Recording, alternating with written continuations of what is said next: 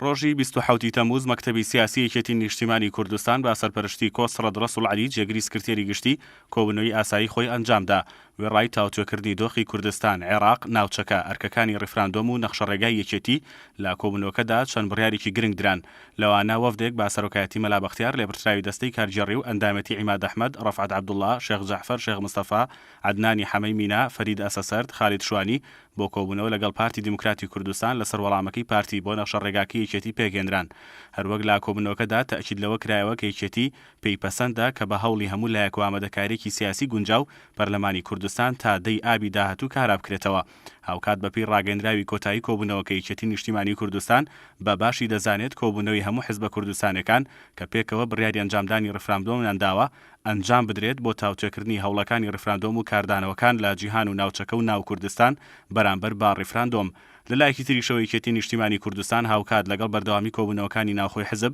بۆ تاوتوێکردنی چارەسەری پرسەکان بەردەوامە لە سەردان و کۆبوونەوەکانی لەگەڵ لایەنە سیاسیەکانی هەرێم لەو چوارچێوێژدا ڕۆژی 27 مانگە وەفدێکی باڵای یەکێتی با سەرۆکایەتی کۆسڕەد ڕەسوڵ عەلی با مەبەستی پیرۆزبایی هەڵبژاردننی ڕێخەری گشتی و ئەندامانی خانی ڕاپەڕاندن سەردانی بزوتنەوەی گۆڕانیان کردو لەلایەن عومەر سەید عەلی ڕێخەری گشتی و ئەندامانی خانی ڕاپەڕاندنەوە پێشوازیان لێکرا لە میانی سەردانەکەیاندا کۆسڕەد ڕەسوڵ عەلی تەئکیدی لەوە کردەوە کە هەماهەنگی و نزیکی یەکێتی و گۆڕان هاوکار دەبێت لە دۆزینەوەی ڕێگاچارەی کێشە و قەیرانەکان هەمان ڕۆژ وەفدی باڵای یەکێتی سەردانی بزوتنەوەی ئیسلامی کرد دوای کۆتایی هاتنی کۆبوونەوەکەش کامیل مەحموود ئەندامی مەکتەبی سیاسی بزوتنەوەی ئیسلامی لە کۆنگرێکی ڕۆژنامەنووسیدا ڕایگەیاند ڕۆڵی یەکێتی دیارە لە ئاساییکردنەوەی بارودۆخە سیاسی ئاڵۆزەکانی هەرێمی کوردستان و ئاساییکردنەوەی پەیوەندی نێوان هێز و لایەنەکان وتیشی بەشێک لە زەمینە سازیەکان کە ئێستا هاتوونەتە دی یەکێتی ڕۆڵی گەورەی تێدا بینیوە هەروەک ڕۆژێک دوای ئەو کۆبوونەوانە وەفدی یەکێتی نیشتیمانی کوردستان سەردانی حزبی سۆشیالیست دیموکراتی کوردستانی کردو دواتریش سادی ئەحمەد پیرە ئەندامی مەکتەبی سیاسی یەکێتی نیشتیمانی کوردستان ڕایگەیاند لە کۆبوونەوەکەدا تەئکید لەسەر پشتیوانی دامەزراوە شەرعیەکان